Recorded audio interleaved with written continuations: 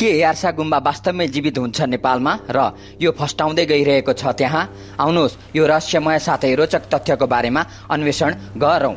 हिमालयको गहिराईमा त्यहाँ एउटा फंगस पाइन्छ जुन शताब्दीौंदेखि रहस्यमा ढाकिँदै आइरहेको छ। यार्सा गुम्बा, जसलाई क्याटरपिल्लर फंगसको रूपमा पनि चिनिन्छ, परम्परागत नेपाली औषधिमा एउटा बहुमूल्य सम्पत्ति हो। यसमा अविश्वसनीय स्वास्थ्य लाभहरू प्रदान गर्न सक्ने क्षमता रहेको विश्वास गरिन्छ, जसमा रोगसँग लड्ने शक्तिलाई बढाउनेदेखि लिएर धेरै उचाइमा अक्सिजनको प्राप्तिलाई बढाउने सम्मको गुणहरू हुने गर्दछन्। यो फंगस शताब्दीौं पछिसम्म उच्च रूपमा खोजिएको साथै नेपाल एउटा प्राथमिक स्रोत हुँदै आइरहेको छ। यार्सा गुम्बाको आकर्षण यसको औषधीय गुणहरूमा मात्र नरहेर यसको दुर्लभता र खेती गर्दाको संलग्न चुनौतीहरूमा पनि रहन्छ। यार्सा गुम्बाको जीवनचक्र रहस्यले घेरिएको छ। यो एउटा अद्वितीय जीव हो जसले यसको जीवनको सुरुवात एउटा झुसिल क्रियाको रूपमा गर्दछ, तब मात्र अन्ततः विशिष्ट प्रकारको फंगसको रूपमा उपभोग गरिन्छ।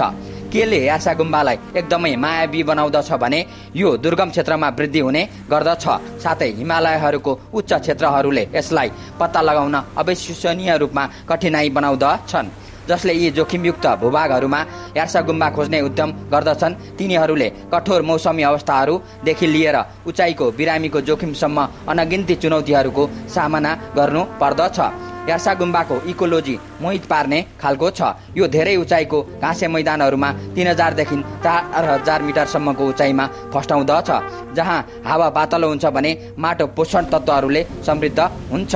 यो फंगसलाई वृद्धि हुन ओसिलोपन, तापक्रम र सूर्यको प्रकाशको एउटा विशिष्ट संयोजन आवश्यक पर्दछ, जसले यसको वासस्थानलाई धेरै विशेष बनाउँदछ। तथापि जलवायु परिवर्तनले यी नाजुक अवस्थाहरूमा हेरफेर गरिरहेको छ, जसले यार्सा गुम्बाको उपलब्धतालाई असर पारिरहेको छ।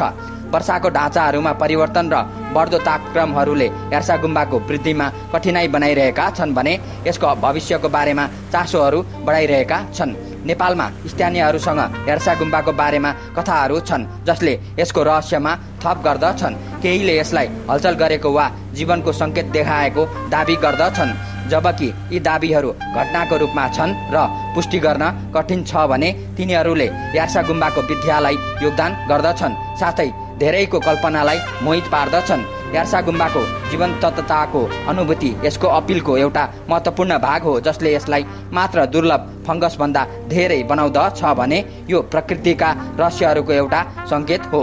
निष्कर्षमा नेपालको संस्कृति र वातावरणमा यार्सा गुम्बाले एउटा अद्वितीय स्थान लिन्छ। यसको दुर्लभता साथै औषधीय गुणहरूमा जडित भएकाले यसलाई उच्च मूल्यवान बनाउँदछन्, तर यो जोखिमयुक्त स्रोत पनि हो।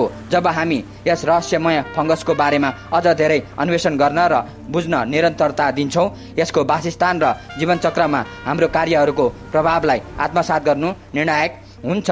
यदि तपाईहरू यार्सा गुम्बाद्वारा हामी जस्तै उत्सुक हुनुहुन्छ भने आफ्नो विचारहरू तल कमेन्टहरूमा व्यक्त गर्नुहोला र अद्वितीय प्राकृतिक घटना सम्बन्धी अन्य भिडियोहरू पनि हेर्नुहोला।